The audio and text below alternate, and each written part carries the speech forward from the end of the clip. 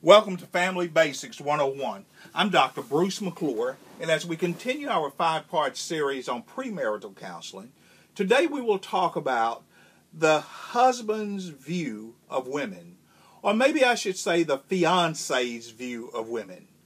The attitude oftentimes of men toward females, their potential wives, is really an extension overall of their attitudes toward women. No man is greater than the thoughts of his innermost self. The actions of a male are his attitudes put into motion.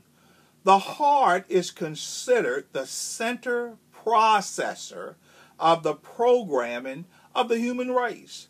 Males are programmed by a wide range of situations that lead to the current view held toward women. If a male is programmed to view females simply as a sex object, then for the most part, he's simply going to see her as a container through which her children are born or through which his sexual needs can be relieved. Men who view women as not having the ability to think and make sound judgments will also almost always view themselves as being superior in intelligence over the female, their future mate. The rearing of a man and their attitude toward women must be considered very carefully first by the male himself. It is not until this particular male examines himself can he truly learn to respect his future spouse. The attitude of the wife being important is fixed firmly, first and foremost, in the mind of heaven. And it becomes paramount for the future husband to make sure within his own thinking he sees this female as being significant in his relationship. Now, one of the most overlooked or misunderstood concepts regarding women is that they are subservient to men. It is not true that women are subservient to men, nor is it true that women are less intelligent than men. Husbands are commanded to treat their wives as their own body, and husbands are commanded not to treat their wives as refuge or body waste. How do you really view females? Are you reluctant to see the female as your equal? Do you talk to her as you would a child? When we talk about transactional analysis, we look at the parent, the adult, child method. And a parent is a person who basically is responsible for rearing that child. Do you talk to your spouse or your future spouse as you are their parent? Or do you talk to your future spouse as if they are your child? Or are you able to talk as an adult to an adult? Do you ignore your spouse until you need your spouse? The only time that you really want her attention, or the only time that you really feel like she's worth something, is when she's doing what you want her to do. Are you able to listen to her dreams? Are you able to listen to her ideas? Do you become defensive if she speaks up or if she gives her opinion? Do you insult her in the public? Do you insult her in private?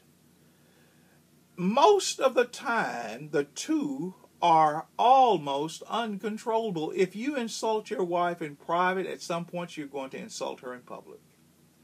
If you insult her publicly, only heaven knows how you treat her in private. Do you respect her as an individual? When you look in the book of Colossians, chapter 3, verse number 19, it's God who says to the husbands, "And you husbands, do not be bitter toward your wife." That word bitter is the word that we have for waste, repugnant. Do not treat her as something repugnant, something that you do not want to be around. So when you look at the husband and the view of the husband, it must first be looked at through the lens of how do you view women. As you as a young man are contemplating marriage, how do you view women? Because how you view women in general will be how you view your future spouse, your wife. It's your rearing, your upbringing as a man, your exposure to how men treated women, that basically is how you have learned to see women, how you've learned to communicate with women, how you've learned to regard women.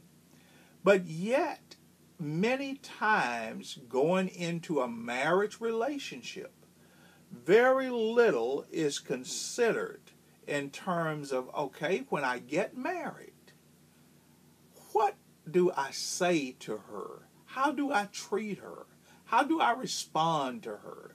Well, basically, you're going to say to her what you've heard say it to women.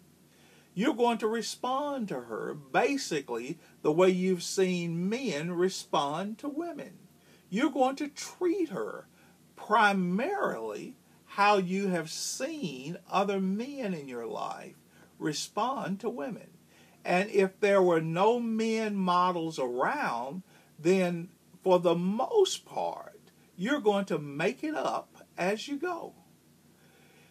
Marriage for men, in terms of how healthy that marriage will be, is to a large degree going to be determined by how that male views women before they say, "I do."